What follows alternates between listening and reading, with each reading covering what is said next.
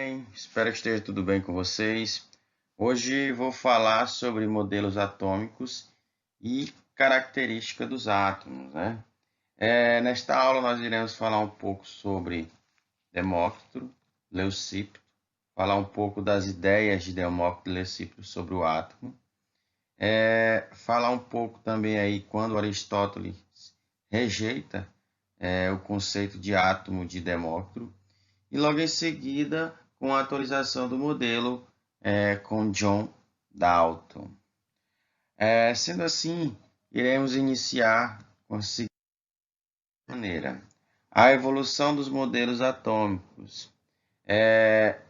A evolução dos modelos atômicos ela se deu através das ideias de Demócrito e Leucípio.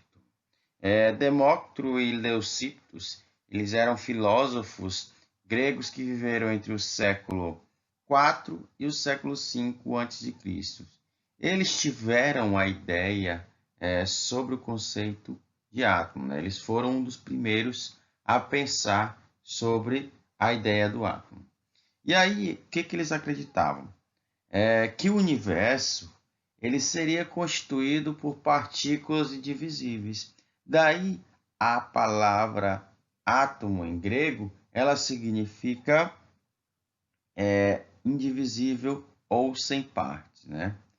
Com isso, Demócrito teve a ideia do átomo que falava os seguintes tópicos: a matéria não pode ser dividida infinitamente. A matéria tem limite com as características do todo. Este limite seriam partículas bastante pequenas que não poderiam ser divididas. Os átomos seriam indivisíveis. Essas ideias, pessoal, elas se chocaram com as de Aristóteles em 384 a.C. Porque Aristóteles acreditava que toda a matéria ela seria contínua e seria composto dos 4 elementos fundamentais, que seria ar, fogo, terra e água, né? Aristóteles ele prevaleceu com essa ideia, né? Ele rejeitou o modelo de Demócrito e aí o modelo de Demócrito ele permaneceu à sombra de mais de 20 séculos, né? Porque Aristóteles já era um grande pensador da época, né? Ele era ali um filósofo muito respeitado dentro da sociedade ali dos cientistas, né? Vamos dizer, e, na verdade os filósofos, né? Porque aqueles matemáticos, aqueles físicos, né? Eles eram todos chamados de filósofos na época.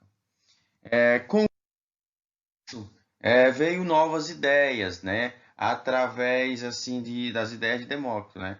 E elas permaneceram inalteradas aproximadamente por 2.200 anos. Aí, em 1808, John Dalton ele retomou as suas ideias novas, né? Como assim? Ele tinha novas perspectivas, ou seja, ele realizou experimentações e aí ele pôde confirmar que o átomo ele seria esférico, ele seria maciço, indivisível e indestrutível. Aqui podemos ver a imagem de John Dalton, né, como é que é uma mais representativa dele. Segundo característica que John Dalton fez para o átomo é que os elementos diferentes eles têm massas diferentes, né? E no terceiro tópico abordado por John Dalton, ele fala o seguinte: os diferentes átomos se combinam em várias proporções, formando novas substâncias. Aí, pessoal, no segundo tópico, ele fala o seguinte: os átomos não são criados nem destruídos, apenas trocam parceiros para produzirem novas substâncias. Ou seja, eles vão se combinar e produzir novas substâncias.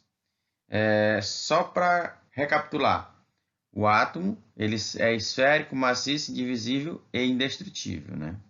Só para ficar mais claro, esse primeiro tópico a gente tem que ter na cabeça da gente.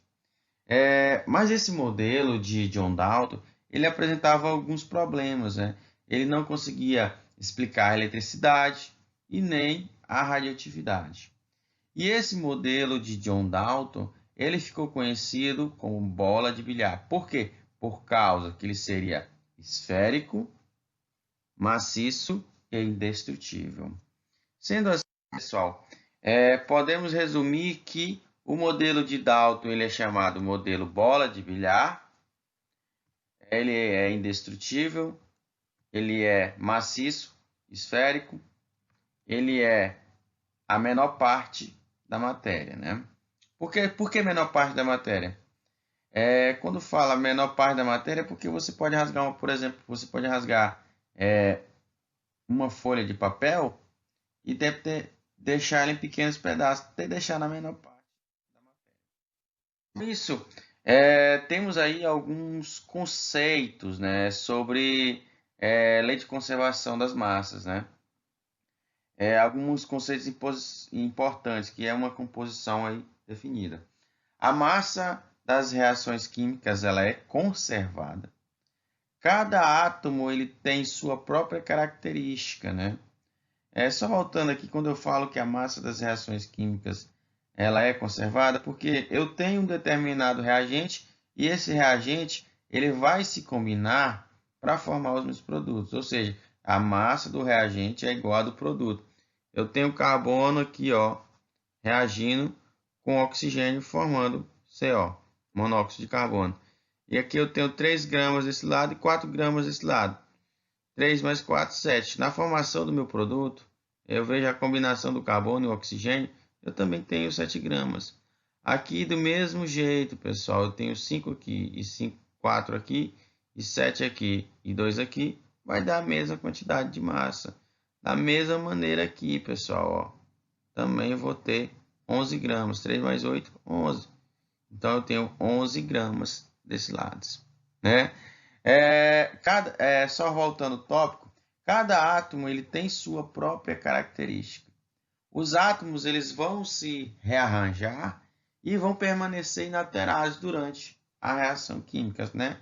Ou seja, eles vão se combinar.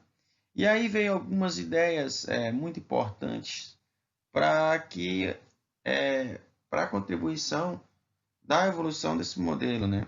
Veio Lavoisier com a lei de conservação das massas, onde ele fala que a soma dos reagentes é igual à soma da massa dos produtos, que é o que eu falei aqui para vocês.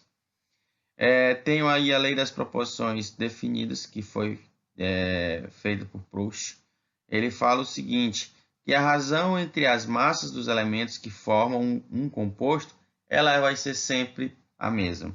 E a lei das proporções múltiplas, que foi desenvolvida por John Dalton, né? Se dois elementos formam dois compostos diferentes, a razão entre as massas dos elementos num dos compostos é igual a um número inteiro de vezes a razão de massas do elemento segundo o composto.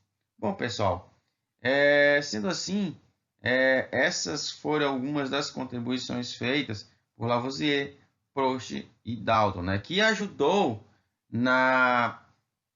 no desenvolvimento desse modelo atômico.